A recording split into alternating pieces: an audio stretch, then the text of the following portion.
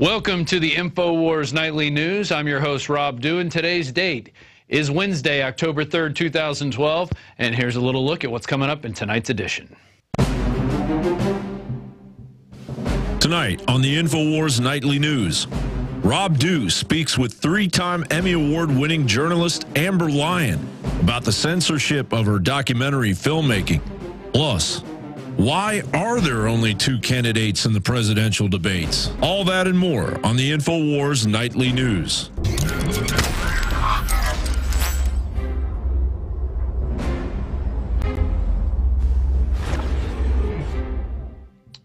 We start off tonight with a pathetic attempt by the BBC to create a reality conspiracy show.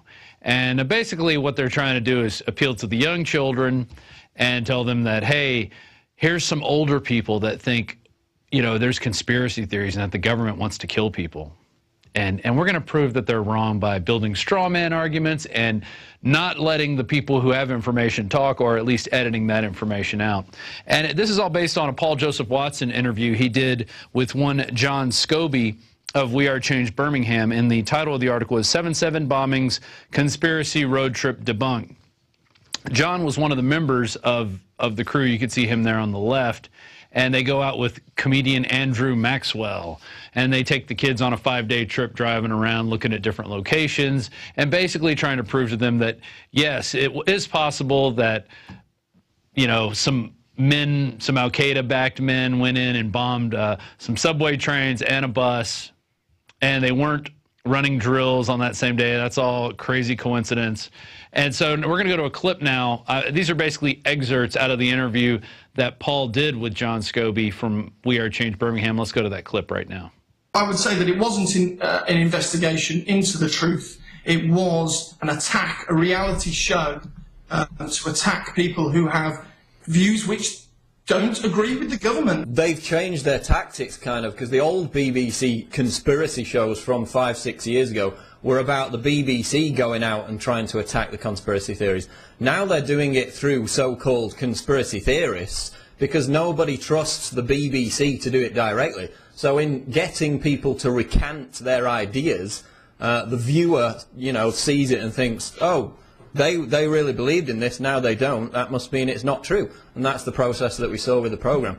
So just go through some of the things that they edited out. First of all, I will say that they changed the narration of the show and actually would cut elements, you know, cut 2 minutes from here or 30 seconds from there, put them together, and in the show it made it look like it was all part of the same conversation. They did put a load of us, footage of us eating and footage of us on the bus having a row, which they had previously promised wouldn't go into the programme. What I said, which I thought was important, was around Operation Gladio, which of course was a NATO stay-behind army after the Second World War, which was, you know, we now know it has been declassified through the ex-Italian Prime Minister, etc., that they blew up buses, trains, you know, were involved with blowing up schools and things like that. And so this is historical fact, this is historical record, this is not conspiracy theory, and there is huge amounts of documentation to back this all up.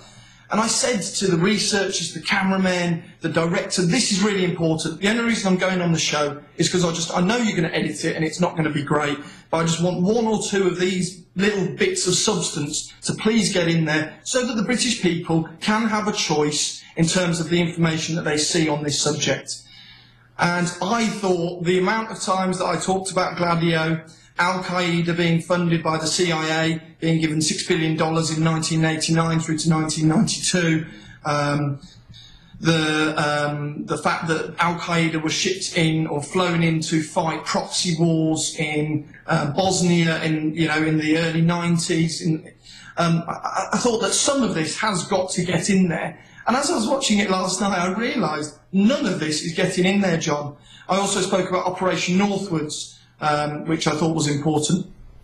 I had when they came to me and first asked me to take part, they said, what are your two most important, issues that stand out for you? I took the fact that the CCTV footage after King's Cross, there is none of it, and obviously in the most surveilled city in the world, that's mighty strange. And I also took the issue with Peter Power and his training exercise, Visor Consultants. And then I also tied that all into, there was the Panorama, which was around about 12, 14 months before, Terror on the Tube, which Peter Power took part in. And they forgot to mention that bit, strangely, when I was discussing it with them. I also tried to put forth the understanding that I have about 9/11, which was that Mayor Giuliani was running a drill that day or that weekend, which envisaged World Trade Center 7 being evacuated, Tripod 2. So I spoke about all these facts on numerous occasions with numerous individuals, and it appears that they just all disappeared, and none of these issues were important, according to the director, obviously. So there you have it. He was trying to bring up Operation Gladio, Northwoods, and the fact that Peter Powers was running these exercises of the exact same trains and buses being hit at the exact same time. It's all coincidence, though, of course. You know, there's no way anybody could have possibly planned these bombings. And which brought up a neat point. We've been covering the 7/7 bombings lately, and back in July, we covered, we put on a clip of John Loftus basically talking about how the al-Qaeda member that they were blaming for all these bombings was an actual member of MI6. So let's go to that clip now. They were headed by, you know, the Captain Hook, the imam in London, the Finsbury Mosque, without the arm. He was the head of that organization. Now, his assistant was a guy named Aswat, Harun Rashid Aswat. Aswat, who they picked up. Yeah. Aswat is believed to be the mastermind of all the bombings in London. On the 7/7 and 7/21, this is the guy, we think. This is the guy, and what's really embarrassing is that the entire British police are out chasing him, and one wing of the British government, MI6, or the British Secret Service, has been hiding him. And this has been a real source of contention between CIA, Hold on, John. Justice Department, and Britain. MI6 has been hiding him. Are you saying that he has been working for them? Oh, I'm not saying it. This is what the Muslim sheikh said in an interview in a British newspaper back in 2001. So he's a double agent, or what? He's a double agent. He's working for the... So there you have it. We produced tons of documentaries. Alex definitely has. You check out Terror Storm. He goes all into the 7/7 bombings and how it was a total farce, and it was planned by the government. And don't believe me. Go check it out for yourself. We now move from a waste of TV airtime in the BBC to a waste here tonight, which is going to be tonight's debate. And if you're one of the people watching it with bated breath, wondering if Mitt Romney or Barack Obama is going to get a one-up on each other, which puppet is going to out-puppet the other puppet? Well, you know, I'm not going to be doing that, and you can, feel free. AllGov pointed out, though, why are there only 2 candidates in the presidential debates? And Gary Johnson of the Libertarian Party is on the ballot in 48 of the 50 states, and Dr. Jill Stein of the Green Party is on 39 state ballots. In a pure democracy, it would be considered a given that Johnson and Stein would join Obama and Romney on the stage. But in the United States, elections don't work that way. That's because 3 presidential debates are not run by the government, but a non-profit organization, the Commission of Presidential Debates, the CPD, created in 1987 by the Democrat and Republicans, or by the same party, the Democrat and Republican Party, as bipartisan rather than non-partisan effort. So what does that mean? Well, that means that it doesn't matter that you want a 3rd or maybe even 4th choice, or that there are other ideas besides bombing Iran or bombing Iran. Okay? There are other choices to bombing Iran over fake cries of nuclear weapons. But what's interesting at the bottom of this article, it says, for the record, the debates have 7 national sponsors: Anheuser-Busch, the Howard G. Buffett Foundation, Sheldon S. Cohen, Crow and Morning, the International Bottled Water Association, and the Kovler Fund and Southwest Airlines. There used to be more, but the YWCA and Philips Electronics have withdrawn their support over the issue of third-party access, as has British advertising firm BBH New York. So, because they felt that there should be third parties included, these people withdrew their support. Now, here's what I'm saying. We're about to put on the screen the list of sponsors with their contact info. Let's roll those graphics right now.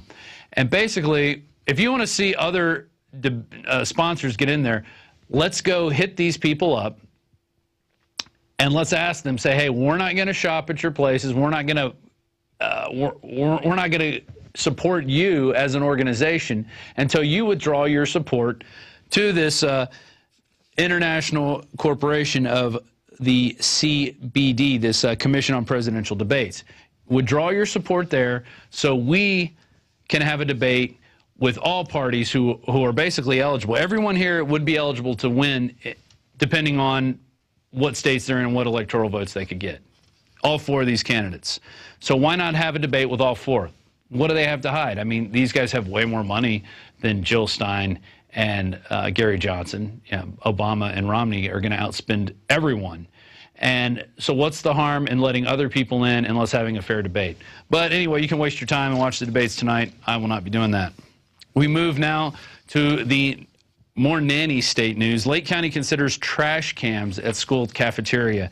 Basically what they want to do is put trash cameras right on top of trash cans and look at what the kids are throwing away. Of course, they're not going to identify the kids, you know.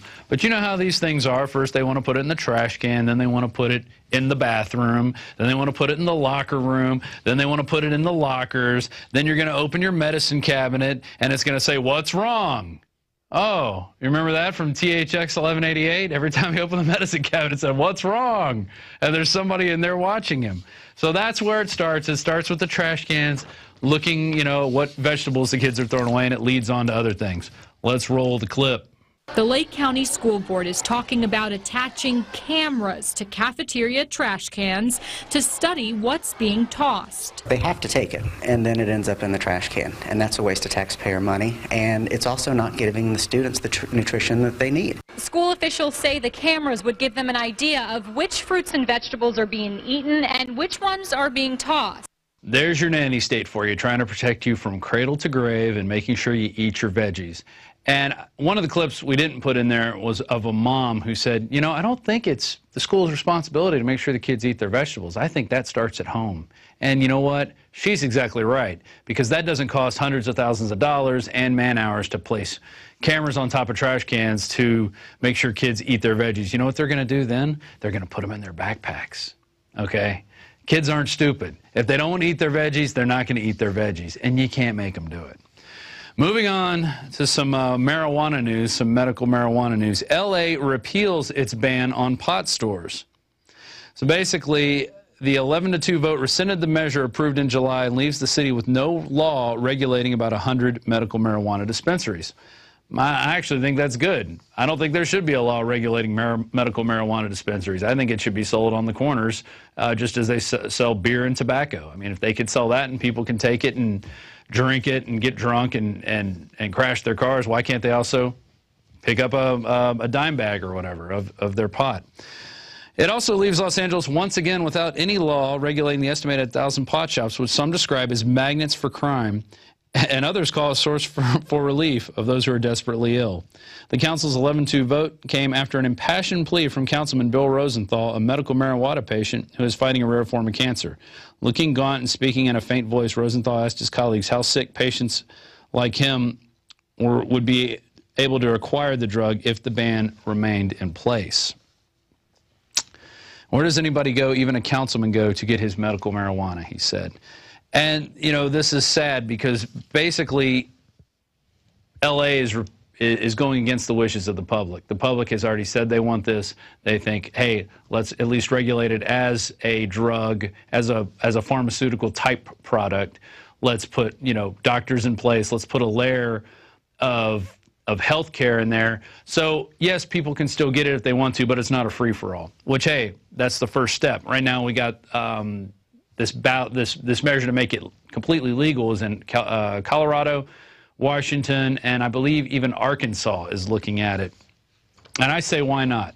Just deregulate it, tax it, just make it like any other product out there and stop putting all this level of bureaucracy, which just costs more money and takes more off the tax base anyway. And now we move on to an article from USA Hitman. Why is the DEA trying to cover up the agency's medical marijuana raids? And this has to go. The Drug Enforcement Agency raided 2 medical marijuana dispensaries in California, and now they're refusing to disclose any details of the raid. It says they serve search warrants and at the Green Heart locations in both cities. This is in Anderson and Mount Shasta.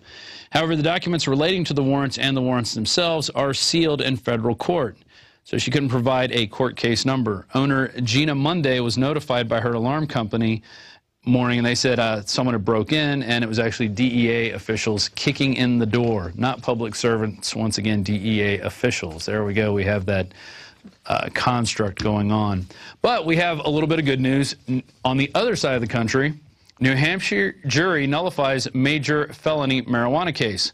Following the adoption of a new state law on jury nullification in June, a New Hampshire jury nullified its first major felony marijuana case on September 14th when jurors decided to free Doug Darrell, a 59-year-old father of 4 grown children who was growing illegal plants in his backyard. Activists hailed the decision as a significant victory for the jury nullification movement, which aims to revive awareness about the power inherent in juries to protect citizens from overzealous prosecutors and bad laws by nullifying cases. And we give out, actually, with every order, every time you order, you get a citizen's rule book. And in addition to having the Constitution and Bill of Rights, it also has the powers of the jury. It's like the jury's handbook, and it is an amazing source of information. And we give that out free every time because if you're going to be on a jury, you should be informed. And I think it was the great Hoppy Heidelberg, who was a grand juror in the Oklahoma City case, who actually read his jury handbook that they gave him. And then he went in and started to tell the prosecutors how he was going to act as a juror, not act as they wanted him to, which is basically as a rubber stamp. So congratulations to Doug Darrell. You know, hopefully your case can be a spotlight for others, and hopefully we can get other juries out there, get them informed so they can defeat laws like this when they see that they're overzealous and ridiculous and need to be nullified. We end with a little bit of economic news in this segment. How foreclosures ate America. An incredible interactive map shows wave of property repossession over the past 5 years. Because it's one thing to say, well, in 2007 there were this many foreclosures. But then looking at this map, you can actually see the progression, how it slowly goes away from the centers of populations to more rural locations. You can see the map getting bigger and bigger, and now it is just totally eating up a good portion of the eastern United States with the pockets of population over in the West. And I thought one statistic here was interesting because they keep telling you that the economy is getting better. In San Joaquin, California, the rate of foreclosures was 1 home for every 300. That was in 2007. But fast forward 5 years, instead of recovery, the rate of decline has accelerated to 1 home in every 153 homes being foreclosed on. It's not getting any better, people. It's getting worse, and now they're just going to keep printing money and giving it to these damn banks who keep loaning it to us at interest. And one more thing I'd like to point out, the national average for foreclosure of properties in 2012 is 1 in every 681 homes.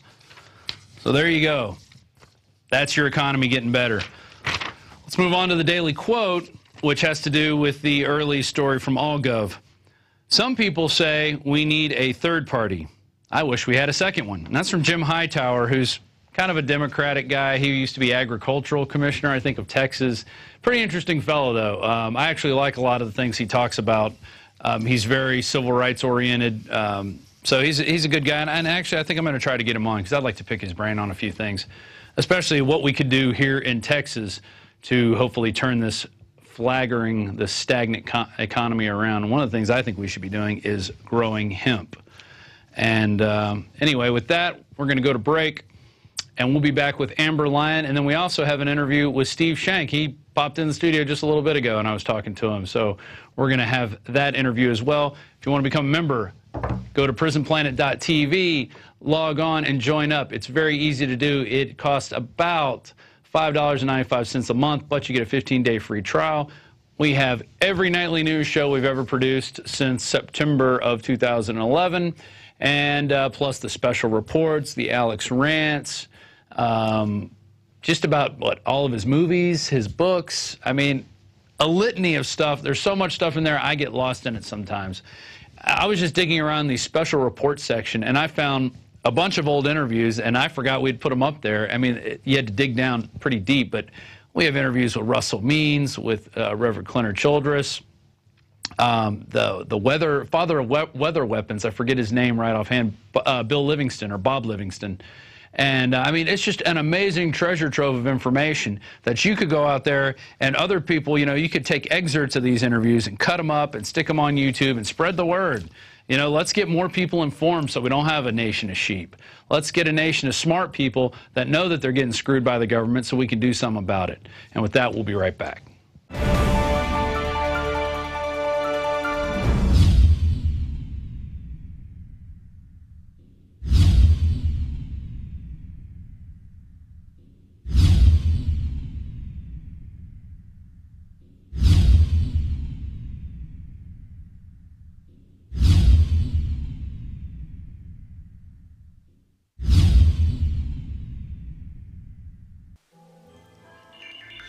Alex Jones here with a message that could revolutionize health in this country. Going back about 1.5 years ago, I began to learn about the incredible health effects of longevity products. Aaron Dykes lost 92 pounds. We're going to show you some before and afters. Aaron, break down what happened, your story. I've worked really hard with diet and exercise to try to lose weight, but I just didn't get the results. It just didn't happen. Then I saw what you were doing with InfoWarsTeam.com.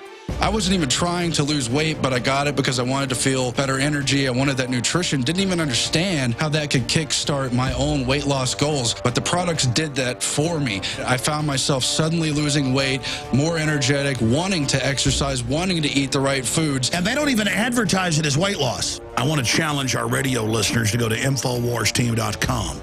Sign up as a distributor and get wholesale pricing discounts at InfoWarsTeam.com.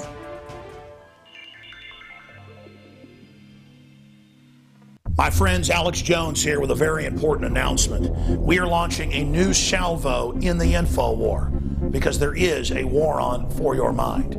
You know that the globalists are trying to get everybody online and only online so that they can control and surveil information and also erase books, videos, whatever they want to en masse. That's why we're launching our answer to the internet kill switch, InfoWars magazine. The first issue, we printed over 90,000 copies of the September issue, and it's sold out in less than 2 days. So get your copy of the new technocratic elite issue today before it sells out. Again, we cover from the technocratic social engineers' own words, their own admissions, their plan to take over our society and replace us with robots. But we don't just stop with the rise of the robots and the end of humanity, or will humanity survive the singularity? We get into the government buying now 1.6 billion bullets against the American people. We get into big sis's surveillance of this magazine and my website, InfoWars.com. We cover QE3 and what hyperinflation means to you and your family. Whatever you do, don't look back later and wish that you would have taken action. Take action now. People have never been more ready for this information. People have never been this hungry, starving for the truth.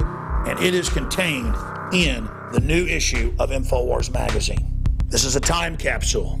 It is so important we get it out to everyone. If you subscribe now for 12 issues, we will give you the first issue absolutely free. So that's 13 issues for our 13 colonies, part of restoring the spirit of 1776 worldwide. Again, go to InfoWarsStore.com and order 10 packs, up to 100 packs at cost, and give them out to people in your area. The response last month was incredible. People are hungry to actually hold this information in their hands. You can also subscribe and get 12 issues delivered to your door and get the first inaugural issue free. I'm Alex Jones, thanking all of you for your support and making our operation a huge success.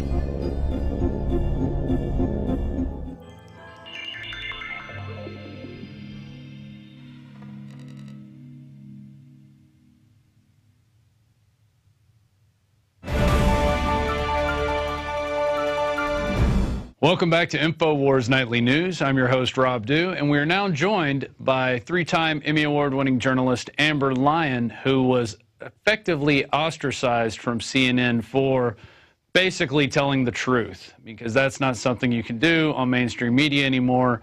You have to follow the talking points that are handed down from above, which could come from the White House or it could come from major banks and corporations. Whoever is pulling the strings, that's where the news is coming from. And so she was laid off after she reported the massacres going on in Bahrain, which our corporate warlord masters didn't appreciate. So with that, we turn to the reporter, Amber Lyon. How are you doing today? Hey, I'm doing wonderful. Thank you for having me on. So I basically want you to go from the beginning of this whole thing. Tell us a little bit about Bahrain, how it came into existence, how it's basically a puppet dictatorship, which I guess I'm kind of giving it away. But anyway, in your own words, what do you know about Bahrain? Okay, well, first of all, a lot of people say that what does Bahrain matter to the United States? It's this country thousands of miles away, but it really means everything to all of us right now because our tax dollars are going to support this regime. It's also the home of the 5th Fleet Naval Base, and the U.S. needs that base now because it's right across from the Strait of Hormuz is Iran. And I don't know if you've noticed all the Iran propaganda on the news lately, but odds are we are headed into some kind of conflict or potential war with Iran. So the U.S. really wants this naval base. The problem is the majority of people living in Bahrain, 60 to 70%, want the U.S.-backed regime out of the country. And the U.S. doesn't want these people to win, the U.S. government, because if they do win, odds are they're going to tell the U.S. to get the heck out of their country because we've been giving this regime weapons and support, and this regime has proven to be oppressing these people for decades. I mean, we're talking, they've been jailing and torturing doctors, journalists, some of the most prominent members of society. So they don't want this story told. And I went to Bahrain and did a documentary and actually was able to uncover some of these horrific human rights abuses against doctors, even ambulance drivers who were beaten by security forces, people shot and killed in broad daylight by Bahraini forces as well. And when we got back to the U.S., at first, when I was working with CNN, we were able to get a lot of Bahrain coverage on air, but then the regime started calling in and complaining. And 3 months later, when our documentary was ready to air, it aired on CNN US, but never aired on CNN International. So, and that is the most watched English language station in the region. Also, it's the area where all of our sources, the Bahrain story was affected. We wanted these people to see this documentary. Shortly after, people at CNN started contacting me, employees who'd been there for decades, and writing me, telling me, this is very suspicious, you should look into this. And I started an investigation and then found out that Bahrain is actually a paying customer at CNN. I'm not kidding you. Bahrain gives money to CNN.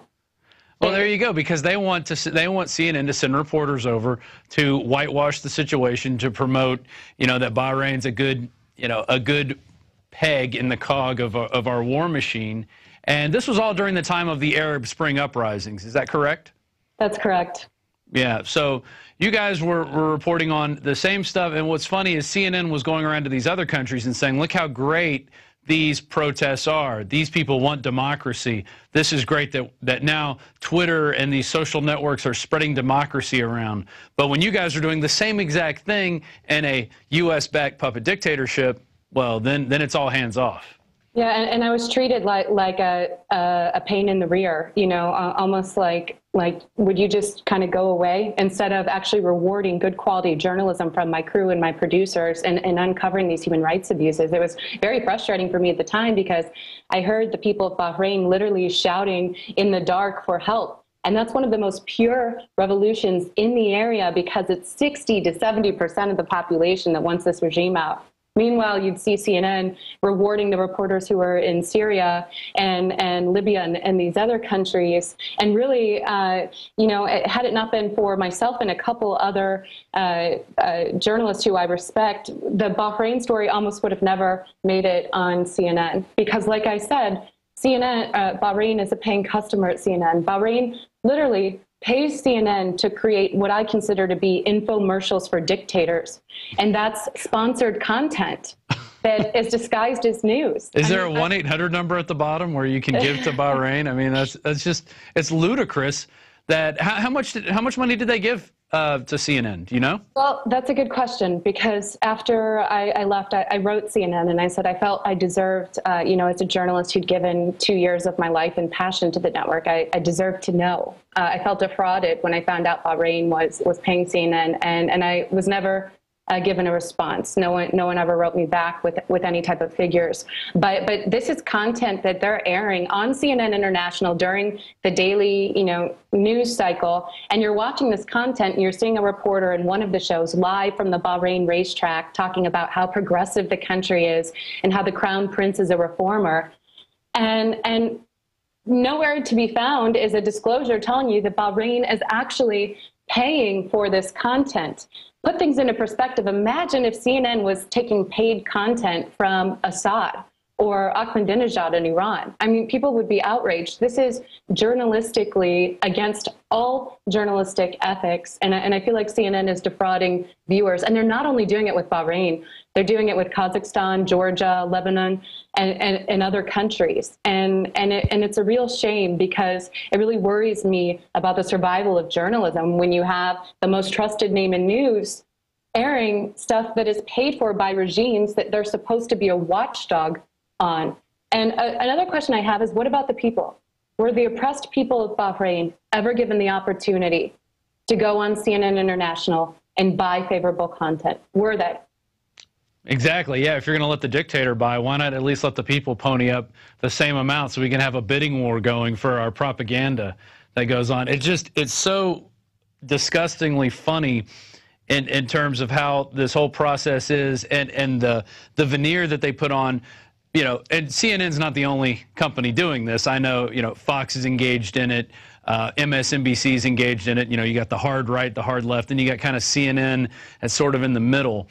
And it's just over and over again we hear that they're putting in news, they're targeting things, and it's on all levels. It's on a local level. It's on a, you know, if they want to get some kind of, you know, vaccine shot thing put into place, or now they want to do this thing in San Antonio where they want to put RFID tags on students and track them. And they've got loads of news that come in for this.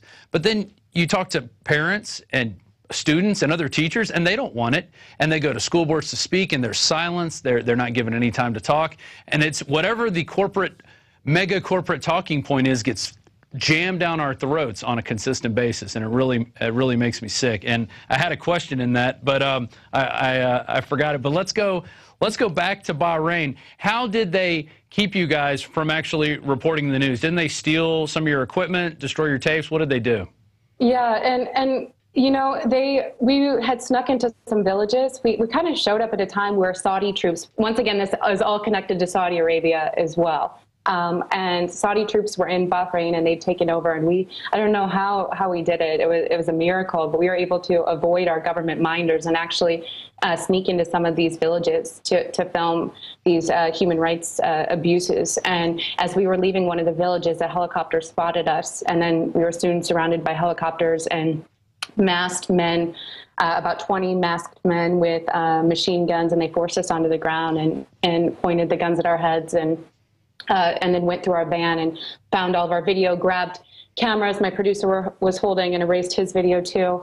And so they thought they had erased all of the content that we filmed, but my producer and I actually had the discs with the most damning content hidden in our bras, and were able to get out of the country with that video. So you can imagine their surprise when we showed back up in the U.S. and started airing this content, because the Saudis and the Bahrainis had thought that they had just erased history, and unfortunately they hadn't. And this is a lot.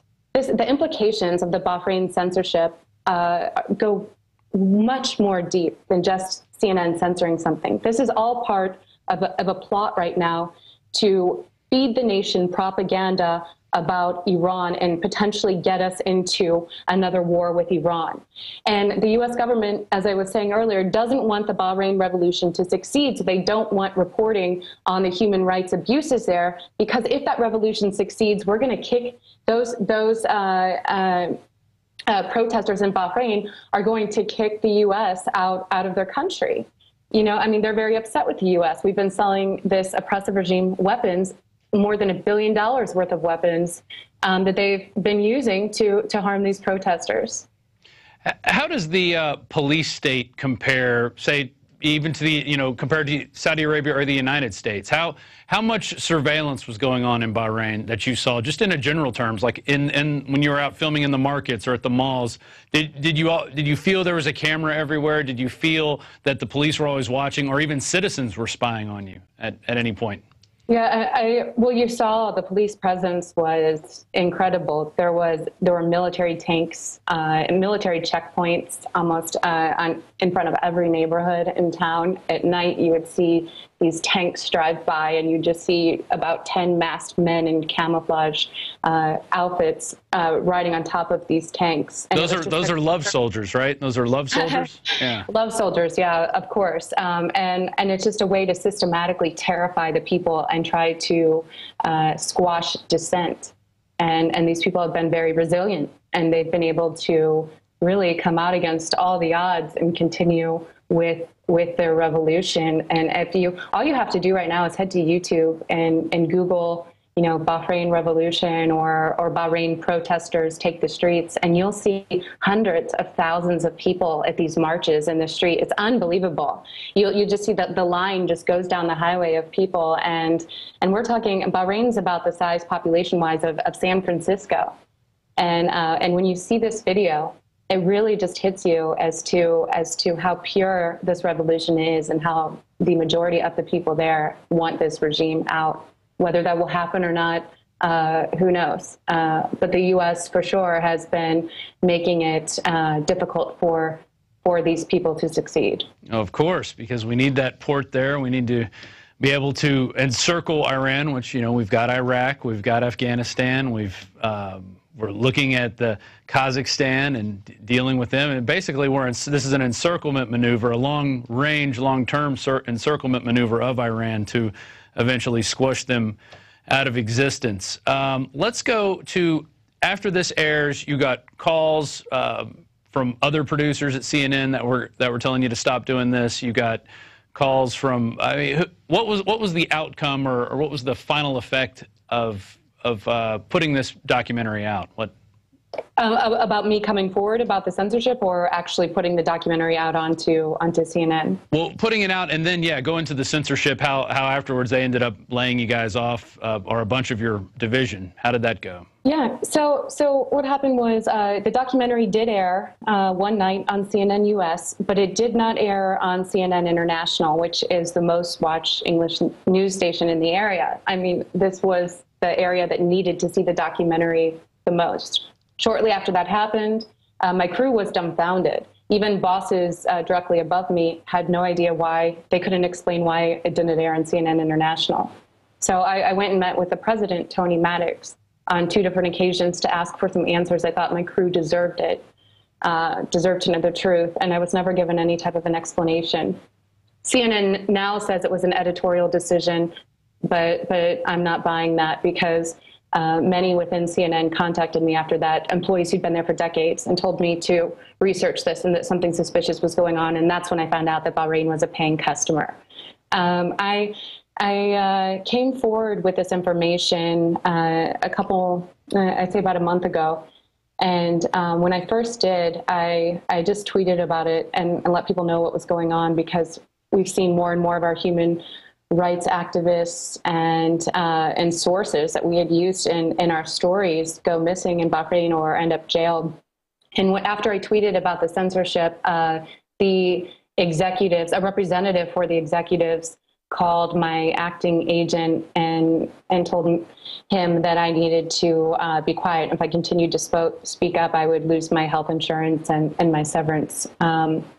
And then also after that, I think above all, I've had only a positive response from my former colleagues and journalists in general, because I think a lot of journalists know this is going on, and not just on the Bahrain story, on many stories within the corporate press. I mean, it's pretty obvious. All you have to do is turn on the TV and look at what the news is talking about and how they're trying to distract and feed the nation, this poor, unassuming Americans, with propaganda, instead of actually the real stories that matter. You know, right now we should not be talking about Justin Bieber on the news or celebrities. Look at the state our country's in. Journalism is printing something someone else doesn't want to be printed. Everything else is PR. And unfortunately, our mainstream media corporations, these corporate outlets, have evolved to just PR most of the time, and it's a shame for journalism. I totally agree. We just actually put your Twitter page up. If you want to give that a plug real quick, you had some interesting things in there. You were covering Bahrain, NDAA, issues that actually matter. So go ahead and plug your Twitter site, and I guess that's where you've got the most current stuff that you're talking about at this point. Yeah, Twitter at Amber Lyon, Lyon, and I also have a Facebook page, facebook.com/AmberLionFans. If you go there, those are the most commonly updated. I have a website, amberlionlive.com, but it's currently being refurbished. So I'd prefer if you'd stick with Twitter and Facebook for now until my new site's up. But yeah, I'm trying to keep this in the news and keep people talking about it, because the mainstream isn't. And stuff that's happening right now, even for us journalists, is very scary. The country's headed in an unknown yet frightening direction right now.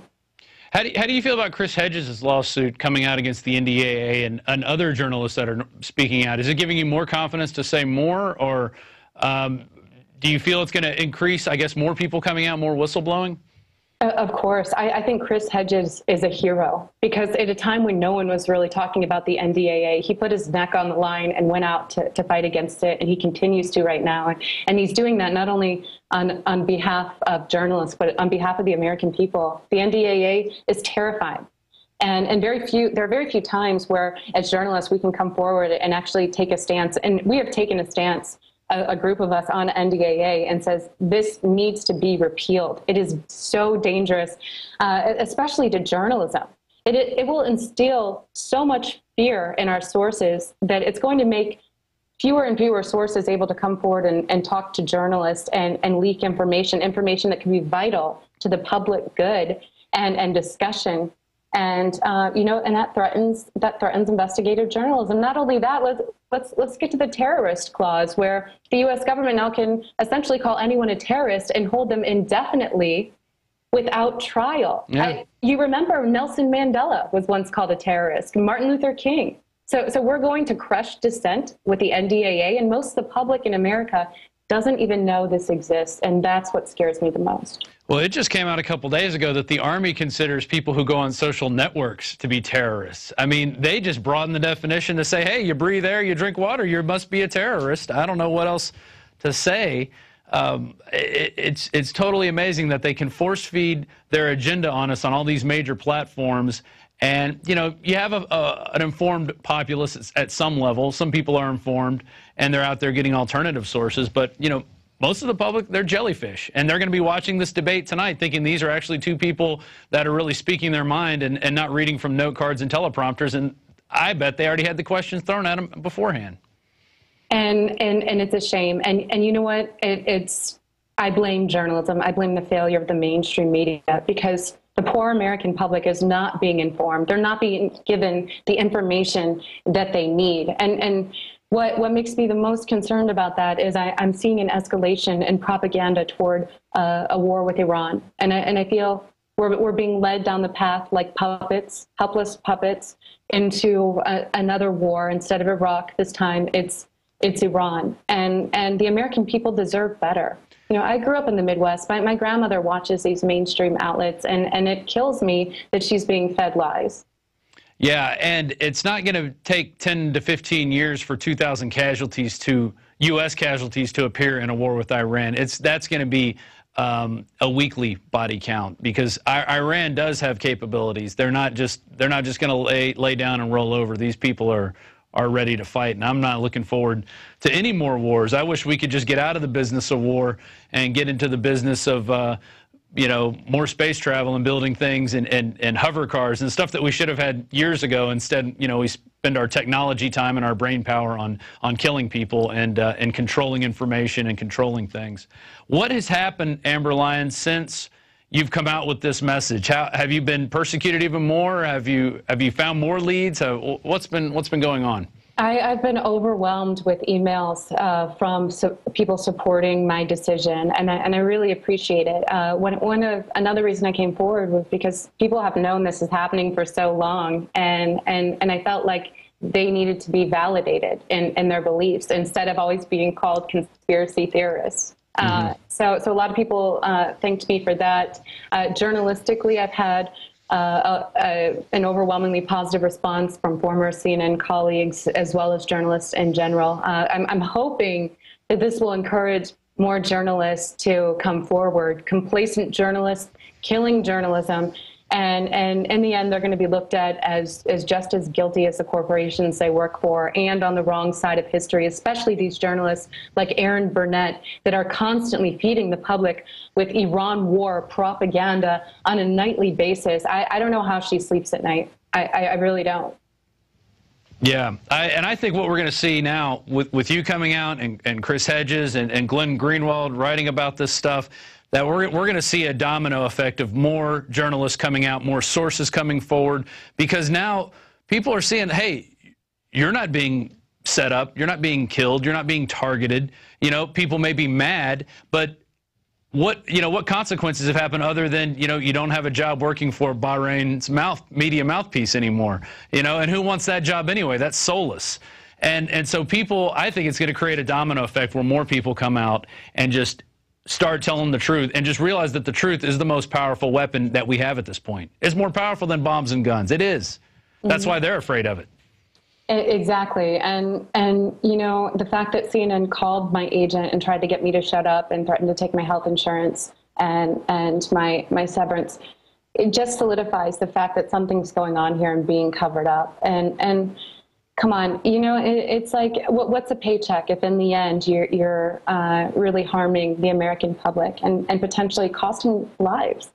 Part of the reason we entered Iraq was that the mainstream media repeated the phrase weapons of mass destruction an infinite number of times and instilled such a tremendous amount of fear in the American public that they went ahead and approved that war. And the same thing's happening right now with Iran.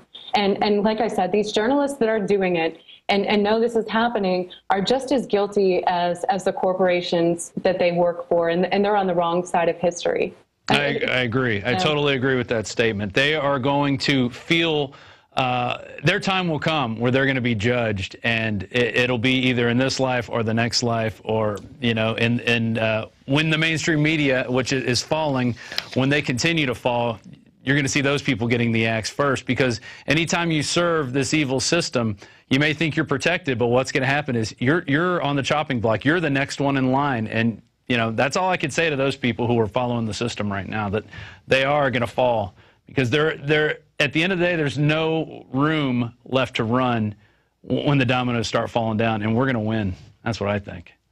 And the truth doesn't have a shelf life. It will come out. The kind of systematic censorship and screening of news and state TV-esque way of running these networks, it's going to come out. And I'm just hoping now that journalists that are sitting there with a conscience and see the screening every day of everything that's happening in the UAE, in Bahrain, the saturation of Iran war propaganda. People that are bothered by this, it's time to come forward and quit. I mean, what's worse? I'd rather be broke and poor and living out of my car, but living there telling the truth than rich and feeding the public with lies.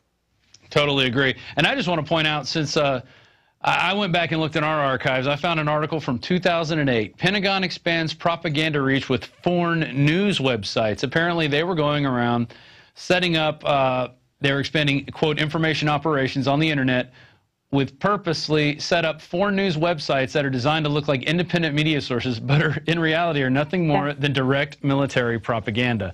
So this isn't limited to CNN. It's not limited to Fox News, or, the Pentagon directly goes in and creates foreign news websites. They pay locals to act as independent journalists and basically to put in talking points. And that's the name of the game. If they think if they can repeat talking points enough, they can get a war with Iran, and that people will agree with it. And I think when this happens, it's going to be the death knell for these corporate powers, because when they go into Iran, it's going to be a lot of death and destruction on both sides. And I can't shout about this loud enough, how much we're being misled into this war. If Iran has, one of the main reasons Iran wants nuclear weapons or a nuclear weapon is to keep the U.S. from invading the country. Yeah. Look what happened when Saddam Hussein and Gaddafi quit their nuke programs. The U.S. was able to go in and invade the country. It's mostly to be on you know, to protect the country from the U.S. actually going in and invading Iran. It would be suicide if Iran was to send one bomb over their borders into any other country. Then they're going to be attacked by 5,000 bombs. That's suicidal. The nuclear threat with Iran right now is being overhyped, and experts say the same forces behind the war in Iraq are behind now all of this propaganda sending us into Iran. This time, instead of weapons of mass destruction, it's nuclear weapons in the hands of Ahmadinejad. Right. And they think 10 years people are going to fall asleep and buy the same thing again. And it's a new administration. So it's Obama. He's not a warmonger like Bush, when in reality he's starting just as many wars. He's following the same playbook of the elite, of the New World Order. I mean, he is following that playbook to basically get rid of sovereignty worldwide. Because when that happens, they can bring in a world government. Exactly, and not only that, journalism. Obama's had a war on journalists and whistleblowers that we have never seen another president in our history attack journalists and whistleblowers like Obama. We need whistleblowers. We need whistleblowers to tell us that things are going wrong in the U.S. government so that we can fix them. If we don't have whistleblowers, we can never fix the system. We need journalists to expose corruption. And he's used the 1917 Espionage Act to go after more journalists and whistleblowers than any other president in history. And he's essentially, the black and white of the situation is he's turned journalists into criminals because he is subpoenaing journalists to give up information about their sources. And our number one rule as journalists is we don't give up our sources. So if you're taking us to court because we won't do it, you're calling us criminals. And it's had a chilling effect on investigative journalism. And investigative journalism is our main watchdog on the U.S. government and on a potential war with Iran. And Obama is directly attacking that. So I don't see how he is any better than other presidents people have been criticizing. Journalistically, he's the worst we've ever had. Well, he is giving out free cell phones. So I guess he can't be all that bad. Just kidding. But, yeah, well, they're probably being monitored by the NSA as well. So of course. Why do you think they're giving them out? You know, yeah, here's a free phone. You know, don't even get me started on that. But Amber Lyon, thanks for coming on the show today and shedding more light on these corporate cockroaches that are trying to take over the planet and basically tell people what to say and hide the truth. Because like you said, the truth has no shelf life. And if we have more people coming out like yourself and Ben Swan, he's another guy that's out there doing it, Glenn Greenwald, and you know, others out there who are out there, Chris Hedges, who are reporting the truth and just trying to, you know, hey, we might all have difference of opinions on how the world should or how we should run our country or how things should be run. But, you know, damn it, we need to stand up for the truth at the end of the day, because if we don't do that, we're no better than the people we're speaking out against. So I agree completely. And this is a critical time in our nation's history and survival. And we can either be led into another war like helpless puppets, or actually get up and get informed and figure out what's really going on and find news sources that you feel are truthful and take action. Because I hear some people tell me information scares me too much. I can't handle it. But information is power. Information gives you the ability to look at the problem and find solutions. There you go. We'll leave it at that. Thanks for coming on the show, and we will hope to see you again soon. And hopefully you'll have more breaking stuff, and people can follow you at Amber Lyon at Twitter.com. Is that correct? Yeah, it's Twitter, www.twitter.com/AmberLyon or at Amber I don't tweet, so I don't know. But there you go. Thanks for coming on the show, Amber. And, well, that normally would do it for our show, but we're going to be right back after this. And sitting right next to me will be Steve Schenk from eFoods Direct. He's a food insider, one of the largest food companies in America. And we're going to talk about the hierarchy of needs. And I just want to go to one thing Amber Lyon just said, which the truth doesn't have a shelf life. So if you're out there, if you're a source, potential source, if you're a reporter sitting on a story, worried that, you know, your career might be in jeopardy. What have you got to lose? I mean, you want to be on the right side of history. You want to be on the side of good. If you want to be on the side of evil, then just come out and support evil. Don't hide behind a veneer of oh, I don't want to say anything good or bad either way. I mean, come out, join the Jedis, join the good side. Let's turn this thing around so we can have a world that we really want to live in, not one that is controlled by hen-pecking, gibbering, control freak idiots. And with that, we'll be right back after this short break. Hello, this is Linda West with a special report for InfoWars.com. A new DVD has come out by GMO expert and scholar Jeffrey Smith. It's entitled Genetic Roulette. It exposes the shockingly unbelievable connection between the proliferation of GMOs by huge agri-corporations and the huge increase in disease in America. Things we're seeing today aren't normal. We didn't see them 30 years ago or 50 years ago. Illnesses that weren't epidemic before are now epidemic. With this new, comprehensive information, we can finally solve the mystery between the rising disease, cancer, allergies, Alzheimer's, premature aging, and even autism. I'm concerned about all the health issues that I'm seeing, but the one that I am most alarmed about is autistic spectrum, which is literally skyrocketed. We can't say for sure that GMOs have anything to do with autism, but we can't say for sure that it doesn't. In fact, there's been an increase in autism since GMOs were introduced, and animals that eat GMOs, both in laboratory and in livestock situations, have shown some telltale signs that some practitioners say are linked with autism. Jeffrey Smith has done the scientific research that finally reveals the truth about GMOs that big agricorps and the government has tried so hard to cover up. This food conspiracy is making them billionaires and us sick. He said he lost about 90% of his miniature steers. What the problem was is I guess he said that they weren't able to process the food correctly and they would bloat up and die from it. Now that we have the real information, we can make changes. Now we know exactly why diseases are on the rise, surgeries are on the rise, and so many small minds are being stolen from autism. I know today we all have a lot on our plate, but what's on our plate today is killing us. This is Linda West, wishing your family a happy and healthy future.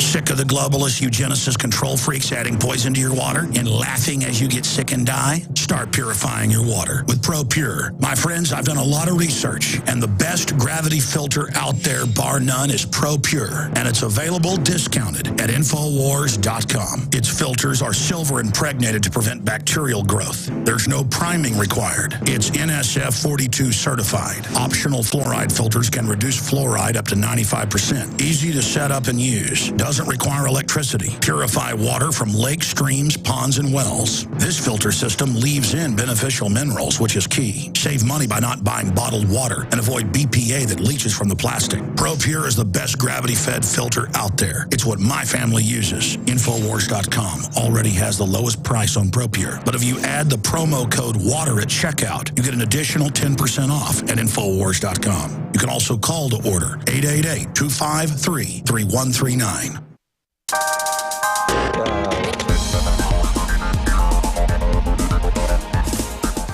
Christy Hightower here with PlanetInfoWars.com to give you a quick update on what's going on the site. Now, Alex says it all the time. You are the resistance. And if you're watching this broadcast right now, you're already making the effort to educate yourself. Now, I'm asking you to make the effort to get involved. And what better place and what better time than now to join PlanetInfoWars.com. Now, I want to put this out there. You don't have to be a member to see some of the articles and the missions that I'm going to mention. But obviously, you can get involved and you can see comments and you can be more active active if you're a member.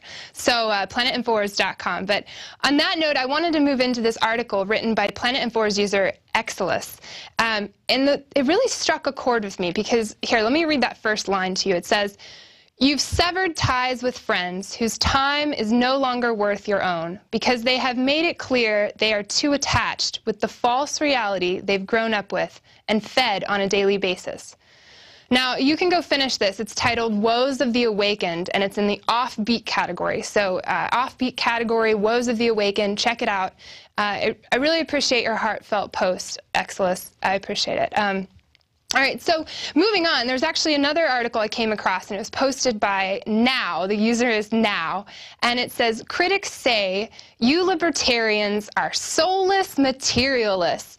I don't know what you guys think about this, so go and put your comments below at the bottom of the article. If you sign in, you can post your comment. I'm really curious to see what you guys have to say about this.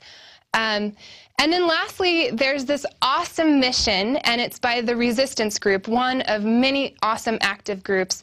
And the mission is simple. It asks you to list what are the top 5 subjects you feel people should be talking about. So there's anything people have already posted. There's anything from Monsanto and GMOs, which we've seen a lot about lately, to the Federal Reserve, war crimes, economic collapse, preparedness. You name it, it's on the site. So it's great that people are already saying that this is what they want to see more of. And so you think you can change the world? Well, those of you that can and those of you that cannot are both usually right. So lastly, I wanted to say that if you haven't signed up for your free e-subscription for the InfoWars magazine, this is the October edition, number 2, go to InfoWarsShop.com to buy it in bulk, or you can go to InfoWars.com/newsletter and sign up for it there. We'll be sending out the digital copy hopefully in the next few days. So go ahead and sign up ASAP. And then also, don't forget to follow us, Planet InfoWars. We tweet out. We have an @RealPIW. It's @RealPIW. So you can find any of our tweets. You can also do a hashtag PIW. You can find us that way. And we also on Facebook /RealPlanetInfoWars. Or you can find us through Alex Jones's Facebook. So we're just trying to keep you updated. We ask you questions. We want to see what you've got going on. We like to tweet out cool missions that we find on the site. We like to send out articles. So if you kind of get intimidated, the website Planet InfoWars can be a little messy because there's so many cool articles and there's so many cool groups and missions. So we try to narrow it down a little bit for you there. And thank you, Patriots. You all are talking and we're listening. So till next time.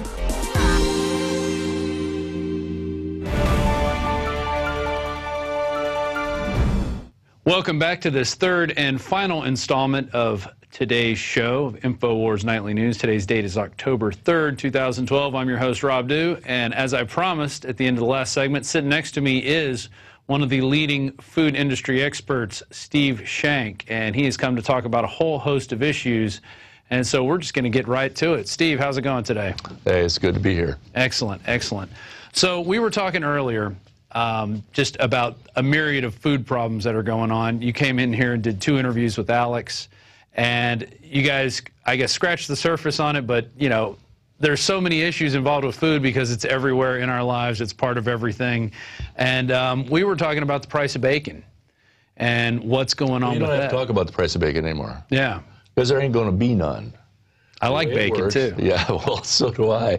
I was raised on a farm, and you have to understand that what we're getting right now is a reaction of the media, and the media is always very slow to bring out news that might reflect badly on the present administration, particularly in an election year. Mm-hmm. So if the news media is coming out and saying, guys, there's not going to be any more bacon, there's not going to be any more pork in a very short period of time because we've had this serious drought, which Alex and your whole team and I have been talking about for quite some time. Right. We're in the 7th year of this thing. But what's going to happen is a lot of times people have not realized the impact on their food budget. They all know that it's going up like crazy. They all know that 20,000 people a day in the United States are falling below the poverty line in the ability to buy their own groceries. we've got about half the population right now that needs some sort of subsidization for their grocery budget, whether it's from the church or the government or whatever source it is. And so you put that all together, and it's kind of like the old story about cooking frogs. You know, you put a frog in cold water and you turn up the heat, and by the time it gets hot enough, it's too late. It's too late. Yeah. And so what's happening is it's too late. And when the farm market reports come out for October, which indicates what kind of crops we've got coming on this year, the news media have already picked it up and are presetting the population of the country for the fact there's not going to be any more bacon. Yeah, they've been setting the table for this. That's right, setting the table. There you go. That's not good. No, it's not. But anyway, the fact is that what we've got is we've got a drought. It's knocking out the corn crop, a high percentage of corn crop. Some people estimate this about 70%. Well, when you look at the percentages of corn that has been allocated to ethanol to put in our gas tank, oh yeah, that's what? That's 40%. Okay, you got another 40%.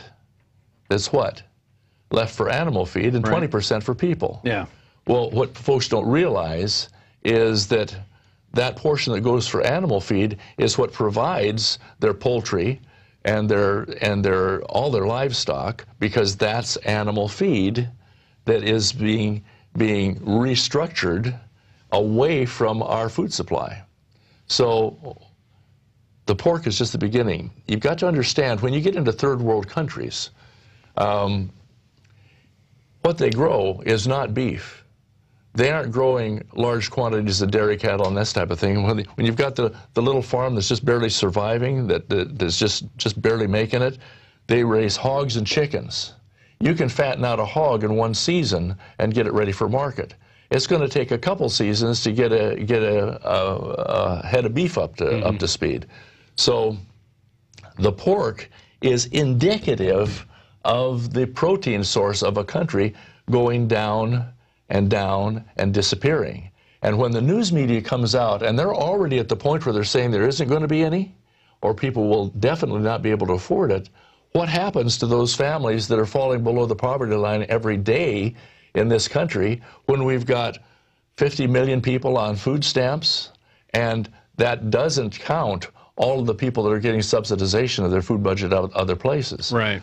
So we've got some serious stuff going on. Oh, and protein is one of the main sources of food that you need. And they make the USDA pyramid, which shows lots of carbohydrates, which, you know, that's really not what you need more of. You need protein, fruits, and vegetables, and mainly protein and vegetables. Well, and the interesting thing is that as a result of this, as a result of the families that are losing ground with being able to afford the protein sources, what they're going for is high percentages of carbohydrates in their diet, and so their balance is off. And that's why you can measure a high percentage of the population's butts and axe handles. And at the same time, we've got some key people in the White House that are saying we have to do something about the weight of our country, and we need to monitor what people are eating so that we can deal with this weight problem, this health problem, because it's going to affect our health care program.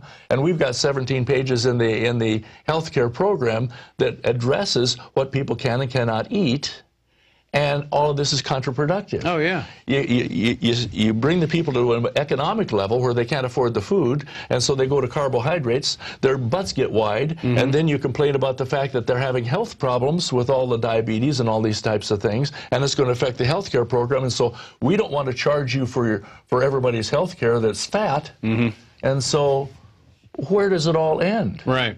Well, yeah, I tell you where it ends. It ends in the trash can. We just covered a story today how the kids aren't eating the vegetables that they're being given at school, or I guess they're paying for. And so they want to put cameras on the trash cans to see what type of food they're throwing away.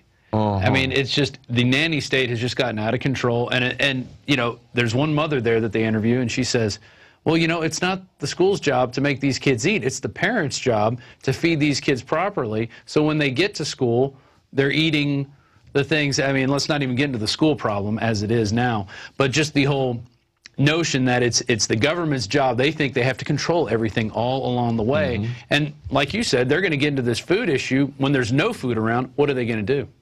Well, the interesting thing is that the government doesn't have any food reserves. Absolutely none. Now, a lot of people assume that the government is going to feed them. Where does the food come from that the government feeds them with? It's not coming from the government. They don't have any food reserves. So what's going to ultimately happen is that the people right now who can afford their food are paying dearly for it. Mm-hmm. The people who can't afford the food, that food is being channeled over to the people, and who's paying for it? I think we were talking before we came on this program about the fact that right now every person in the country is being charged to give the people who can't afford them cell phones. Obama phones. Obama They're phones. everywhere. Yeah, you know, and that comes right out of your universal fee that you pay to the government and everybody's cell phone bill. And, you know, people aren't the wiser. They don't know. They just, oh, it's $3. Well, that's $3 from every cell phone customer. Yeah. And where does it end, though? You know, do we need to give everybody free airplane tickets, too? So who's paying for it? Exactly, we are. The ones that work hard enough to stay ahead of the system. Right. Now, let me ask you this. If the government doesn't have any food, there's no food reserve, and they've committed themselves with all of the people on food stamps that they're encouraging to get on food stamps before the election, obviously. Mm-hmm. So they're eating so they can go vote. You don't have to scream for very much transparency to wonder why everybody's being given food stamps before the election. Right. It doesn't take much transparency to know why everybody's being given phones that can't afford them before the election. Mm-hmm. I mean, connect the dots, for crying out loud. Yeah. Okay, but you put this together. If you're aggravated as you look at your phone bill and say, oh, well, it's another $3, but you multiply it by the number of people that are paying for their phones, and some of them are struggling to pay for those phones because they need them to function. If you think that's aggravating to people, what's going to happen when those who are able to pay for the food, no matter how expensive it is, as it starts to disappear, find out that in order to feed the people that have been committed to that they will be fed, the food from these large supplies of food out here in the country is being taken from those who can afford it to give to those who are already on the system. So when the bread line starts and no one can afford food, guess who's going to be standing there? The people who are prudent enough to have their savings account, that were prudent enough to set aside a little bit of gold, that were prudent enough to have a retirement program, the disabled veterans with their meager little checks. Mm-hmm. And these people will be standing in line to get the food that they have been willing to pay for behind the people that are mandated to have the food that doesn't happen to go into the gas tanks of the cars. Yeah. That we drive, that we can't afford to buy the gas to go to the grocery store to buy the food that we can't afford. Exactly. And how's the government going to do it? They're going to executive order. They've already made these executive orders. They've been changed as they go through. We covered it in Police State 4. They have the ability to confiscate farm equipment, farms, food stocks, and they will just warehouse it all. And they will come in. They might even come into your business by government order with trucks and just start backloading it in there. And then what do, you know, hey, are you going to pay me for this food? Oh no, this is executive order. This is what you have to do. Well, you know, that particular executive order that you're talking about is a retreading of the executive order that we were all appalled at back a few years ago when Mr. Clinton signed that first executive order. Now it's just been kind of refurbished and re-edited and brought back out to They call it reauthorization. Oh, we're going to reauthorize this and change a couple sentences here and mainly make it more totalitarian and shove it back in your face. That's how. Well, let me tell you about a ladder. There's a ladder of human existence. When a baby is born, okay, it starts out, and what's the one function it has? What's job one for that baby? Everything that baby comes in contact with goes in the mouth, right? Right. Okay. What's the difference between that baby and someone who has just lost their job, or someone who is the recent victim of a national disaster or a natural disaster? What's the difference between that baby and a too much in debt yuppie executive that is just on a survival mode? The first rung of the survival ladder has to be food. And until that is taken care of, until that is taken care of, what we have is a situation where nobody can do anything. Now, let me give you some perfect examples. That's not just in this country.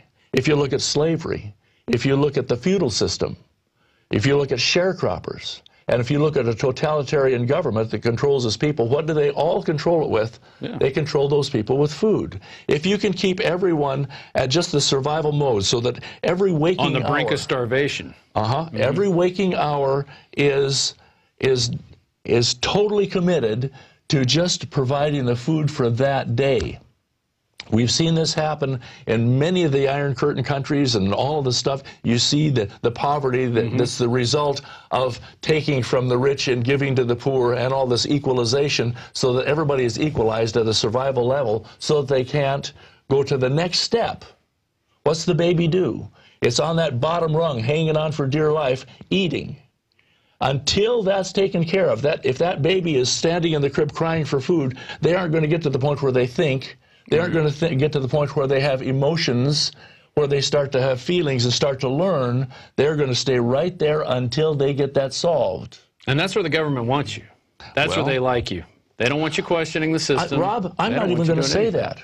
I'm just going to let all of your viewers draw their own conclusion. All right. That baby, that out-of-work engineer, that mom that's that single mom that's just trying to feed her 3 kids, and that disaster relief individual, they're all at the same spot. No matter where they climbed on the level of human progression and their development as an individual, to their creativity, to maximize their capabilities as a human being, whenever one of those situations hits, boom, they go right straight down to that bottom rung. Right. And that's where people no longer have the choice to think and feel and fight to retain their liberties and freedoms and become who they're capable of becoming. Yeah. They are literally at the survival level, and that's where people have to be controlled. Going back to that, I read a book, and it's basically a children's accounts of the Pol Pot regime, growing up in that they were, between the ages of 7 and 12. And they were brought into these camps, and they were forced to grow food. They were given a meager supply of rice. They were eating bugs. They were eating each other. It was truly horrifying to think, but they were on that one rung of the ladder, whereas before, their parents were, intelligent professors, doctors, whatever. They went into these towns, and just anybody who was smart, shoot the parents immediately, take the kids, put the kids in the fields. And it's scary to think that that could happen here at some point, and that people will be scrambling for food because as a result of a natural disaster, government collapse, a rolling situation complex of a lot of different things. I mean, it could be anything. Let's take the ladder again. Yeah. Let's take the ladder again. 20,000 people a day in America are falling below the poverty line. Right. That means that you have people that have been, 5 years ago, were considered successful and doing well and prospering, and they had time to go play some golf, to go play softball, and do the various things that they do. And pretty soon, that economic creeping, insidious cancer climbs up that ladder.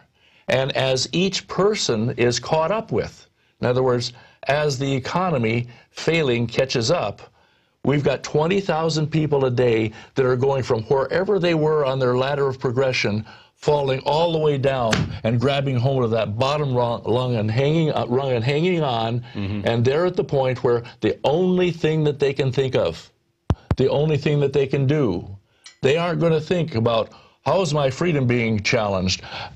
Had I better go down and do something about that congressman that voted the wrong way? No, they don't give a rat's butt about any of that stuff, because they're hanging on the bottom line rung of that ladder. And so what you've got is exactly going on in a more sophisticated, mundane way that doesn't seem so atrocious as the story about the children that you just told. But the fact is, it's happening to grown adults and full families daily in this country. Because no matter how far we're up on the ladder, when that juggernaut that's rolling toward us and rolling over us catches up with you, you're down to that bottom rung, and it doesn't make any difference what you did yesterday, the day before, how successful you were, how much education you've got. We've got kids coming out of school, graduating at high levels within their classes that can't find jobs because there are no businesses left to give them the jobs to work. And so where are they?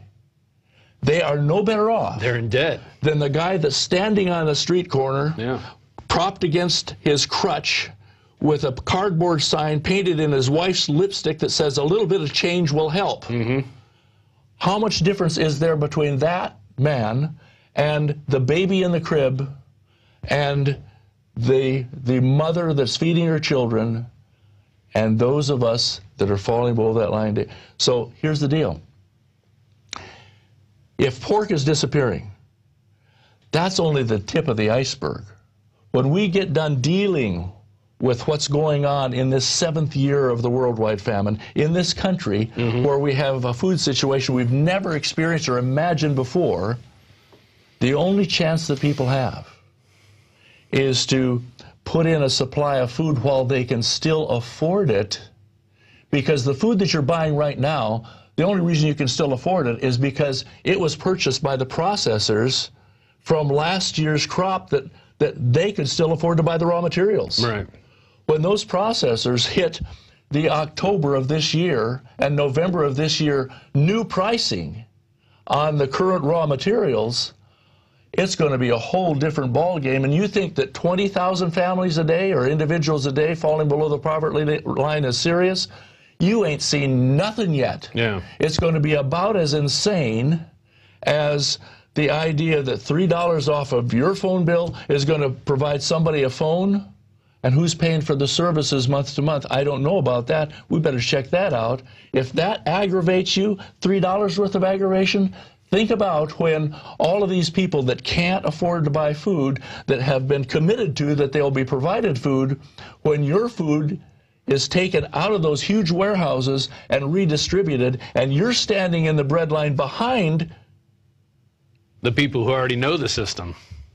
The members have already, exactly. The people are already members of the system, and so you've got just a really interesting situation. So I am not looking forward to it. It's sad that it's come to this. It really feels like we're looking over the edge of the abyss at this point. But here's the law. Here's the law that some of the people that are preparing, what do they call them? The preppers? Preppers, yeah. Yes, the preppers. Some of these thinkers, wise people that are preparing realize something. Here's a fact. If we do not learn from history, we are condemned to repeat it. The fact is, throughout the history of mankind, good times have been followed by bad times, which are always, fortunately, followed by good times again. And so many people right now are complacent that the juggernaut of economic disaster and cancer haven't hit yet. While they're sitting there in their complacency, it's climbing up the economic ladder, and as the people are falling down to that bottom rung, it reminds me of a cartoon I saw one time. It was a bunch of sheep, and they were going toward a cliff, and they were falling over the cliff, and they had all these stricken looks on their faces as they fell off the cliff, and there was one little black sheep right in the middle that had a cartoon bubble above it that said, it was pointed the other direction and said, "Excuse me, excuse me, excuse me." And you see, there are few people in this country, there are millions of them, but relative to the population, there are few people that realize that if we take control of our dependencies right now, while we still can, and get a supply of food, put in a supply of food, and work to be able to eke out whatever we can to set aside some food right now that's storable, then they have a chance to survive. The people who do not pay attention, when these prices hit this year on raw materials, and they start to trickle down through the processing of the foods to the point where it shows up in the grocery store at the price that you're going to have to pay just to keep that processor in business. They have to stay alive. Yeah. We think 20,000 families dropping below the poverty line is ridiculous.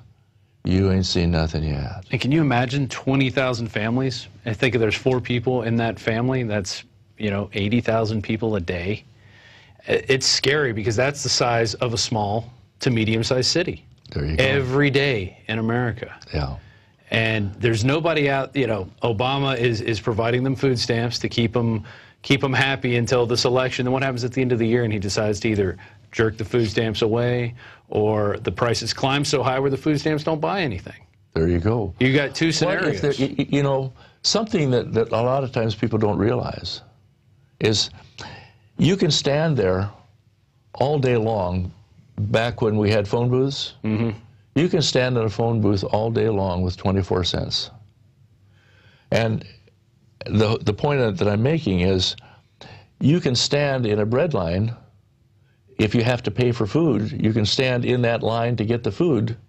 And if your money isn't enough to buy the food, then you might as well not have any money at all. Yeah. And so what we've got is a situation in macrocosm similar to the one you described with the children. We haven't discovered it yet. We're just the frogs in the cool water that's getting pretty hot for 20,000 families a day, or individuals a day, I should say. Okay, it's getting pretty hot for those folks. But if you think that $3 on your phone bill is an aggravation and it's unfair, and it might be, you might even feel like it's stealing from you, can you imagine what you're going to feel like if you're still employed and you end up in a bread line and there's no food? And how many major supermarket chains are there now? Maybe 10, 11 in the country? Yeah. And they're all, you know who's on their list, their call list. They say, hey, we need you to start shipping over to this place, this Walmart Supercenter. And we're going to keep the food here and then distribute it out. That's when it's going to get controlled. And they've got that situation. It's all centralized. Yeah. All centralized all over the country. Well, you know, the problem that we have is, you know, they say that people get the government that they deserve. I'm not going to go into that one. Yeah. But they also say, my daddy was 96 when he died, and about 2 years before that, he already had discovered that I was in this insane thing called the food industry. And he said, son, you know, he was born in 1887. We skipped a generation. He said, son, the problem we've got, I've been through 2 depressions, what they call the Great Depression and the one before that. The problem we've got right now, and this was 20, 30 years ago, the problem that we got right now is that we've had it too good for too long. You get comfortable. The problem that we're going to have is before we get enough families in this country with a 2x4 of reality across their foreheads, we're going to have to sink so low that the masses that are buying into this idea that it's all free and those rich guys, you realize we did some calculations the other day, which is interesting. 1/8 of the population of this country is supporting the entire country. I can prove it. We can go through that. We don't have time right now. Wow. 1/8. You're one of them. I'm one of them. And we've got a lot of good people out there that are listening to us that are part of that. These still employed. But when you consider half the population in some way or other works for the government, half the population in some way or other is being supported for their groceries. I mean, you put there's not another half left. Yeah, you run out of halves pretty soon. Yeah. So the message is very simple, Rob.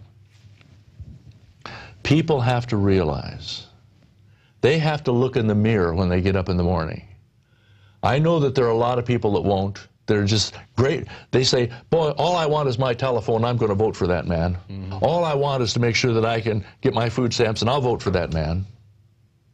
But there are some of us who realize that that's going to go down the tubes, and we've got a historical experience of how long it takes to get back once we give up all of our freedoms and we are bought.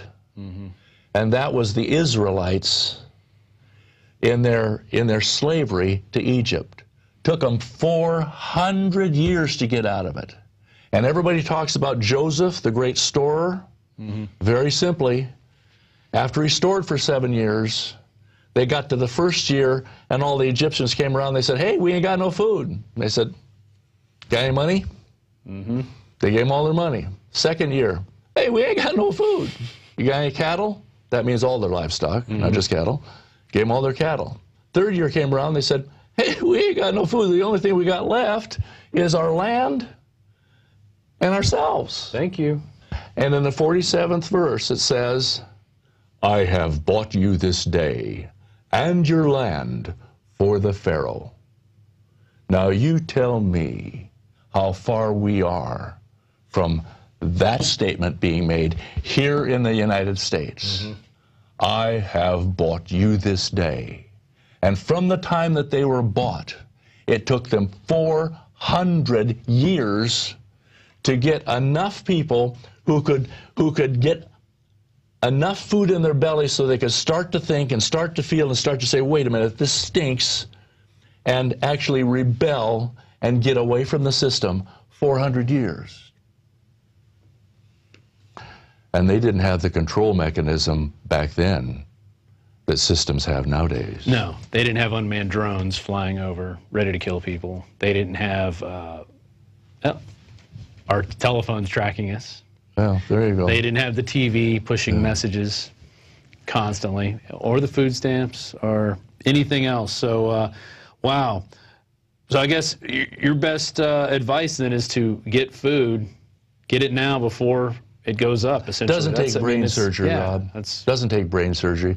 All it does is take someone with ears to hear and eyes to see, and listen to what Alex and you guys are putting out, and just stop and think. Stop and think. Where are you? You're following your dreams and your hopes and your wishes, but any one of these circumstances that we listed here earlier will put you right back down on that bottom rung. And when you're there, there's no other thought. And the problem is that people think that there's a free lunch, and there's always a price tag to everything. Yeah. So when we look in the mirror in the morning, all we can say is it's not up to them to take care of us because there's a price tag. You ask any family that's gone on welfare, any of the welfare programs, and see what they have to sign away. Is it worth it? Ask them if it's worth it. Ask them if they dare make more than a certain amount of money, if they try and pick themselves up by their bootstraps, if they dare make too much money, then they'll lose what they've got. So they don't dare progress. Or if they're a single mother, if they get married, oh, we're going to take it away. You know, so it keeps them in that, it keeps them right in the box. There you go, right in the box, hanging on to the bottom rung of that ladder until you get that rung taken care of. You ain't going to climb no further. Yeah. But here's the way that we deal with it. We look in the mirror in the morning and we say to ourselves, if it is to be, it's up to me, because freedom is never free. Amen to that. We didn't even get to your book. That's coming out this year, the end of the year. That's okay. And the title of it is "It's Not Your Fault," and it's going to come out, what, November or January? That was amazing. Yeah, I hope you end it with that statement, because if it's up to me, what is that again? If it is to be. If it is to be, it's up to me. That's and freedom great. is never free. That's it. Wow. Steve Shank, better words have never been said, and let me tell you, that was very informative. I hope you got something out of that out there watching this show. This was a little unexpected. Steve showed up today. He was in some travels, and this was one of the rungs on his travels through the United States. Basically, he's going around warning people, you know, get your bed prepared, because whenever it comes down, you don't want to be the one standing in that breadline, because then you're at the mercy of the people who are basically controlling the ladder, and they're going to knock you down. So with that, we're going to end today's October 3rd, 2012 show. Thanks to Steve Shank, Amber Lyon, and the rest of the crew. It was an interesting day today. We sent all the reporters out, so we're going to have a whole bunch of new stories that we're going to be putting out in the next couple days. And it's really good to be able to send reporters out and work on the show at the same time and not feel too crazy, too much like a chicken with your head cut off. And but we're getting it done. Big thanks to Marcos out there and John Bound, and who helped me put the show together. And with that, we will see you tomorrow. Once again, if you want to subscribe, you can go to prisonplanet.tv. We have a 15-day free trial. It's less than $6 a month, and you can share your passcode with 5 other friends. So that little graphic that popped up was really, it kind of explains it all. And then you guys can get the information, spread it out to your circle, and therefore we can all pull ourselves up this ladder of life and you know, truly make it a country and a place and a society that we want to live in, and where everybody can succeed. And if they want to, you know, they have to look in the mirror though and make it happen, because nobody's going to make it happen for you. We'll see you tomorrow. Good night.